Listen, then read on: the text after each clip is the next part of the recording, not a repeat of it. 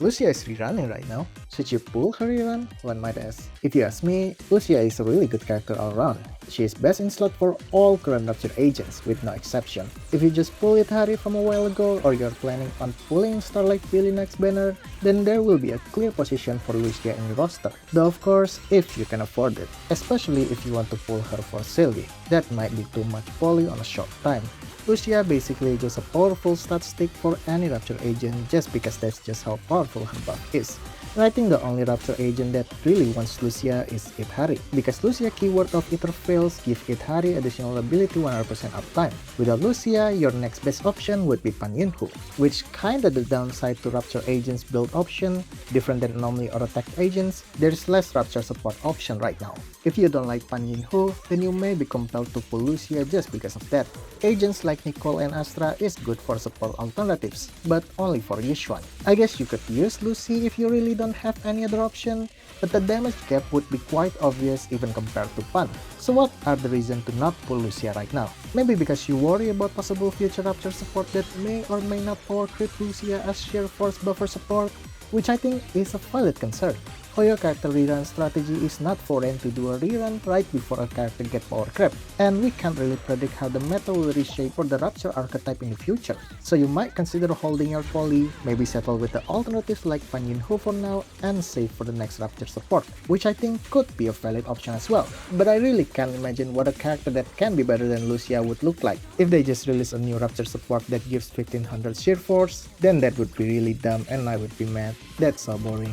Here's my guess. I think Lucia will have the same fate as Astra vs Suna. Astra is still the better general buffer, but Suna wins in her Ether Fails keyword, and you could also say she is easier to use.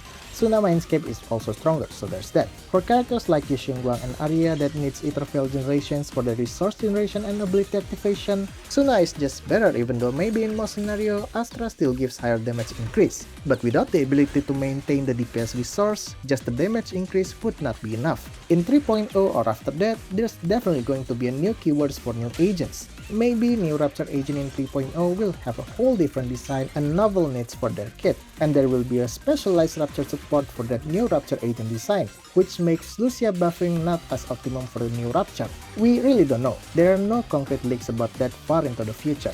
If that's the case though, then I wouldn't consider Lucia would be a waste of pull. It's just that the old Rapture DPS may just get obscured by the new Rapture DPS agents, just like the old Anomaly Disorder agent and the new Anomaly Oblum agents, if we need to draw some comparison, which is a whole conversation on its own.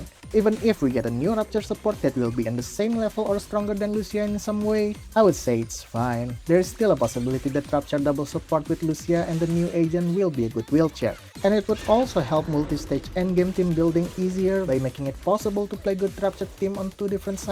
I personally wish we will get a Rapture support agent that has an adrenaline generation buff or something similar, which has some cool rotation crafting implications. There's really no reason not to do it. After all, almost all support agents can generate energy, so why are there no Rapture support that can generate adrenaline for them?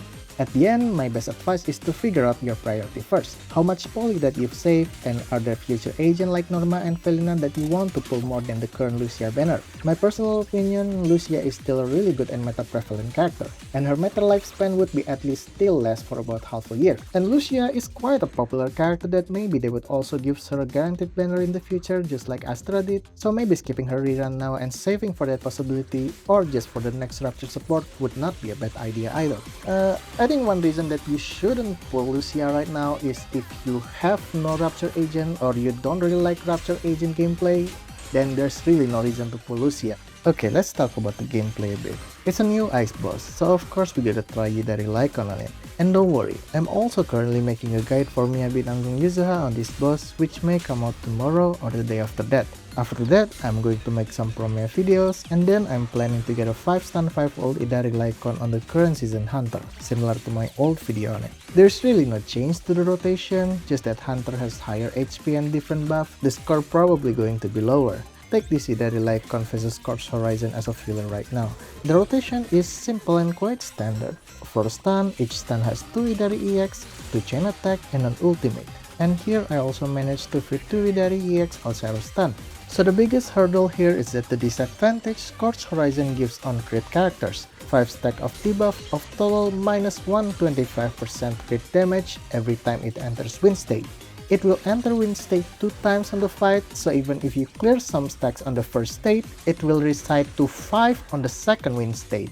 I put the stack count on the left bottom corner to help you track the fight condition.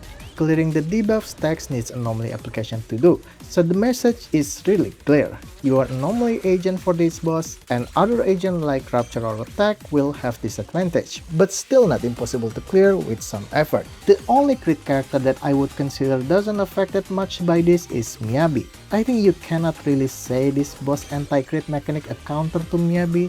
It's just a nuisance at best. Those debuff stacks will be cleared quickly, and if she is with Yuzuha, Miyabi Shatter and Disord damage will be at least half of her damage distribution alongside her crit damage from Enhanced Basic and Ultimate, so it's really no problem. Surprisingly here, Yidhari has a really good ability to clear those debuff stack as well. Could be because she is helped by Lycaon anomaly buildup, and Scorched Horizon is ice weak, so ice buildup is easier. Note that none of them is built for anomaly mastery. They are on their standard build.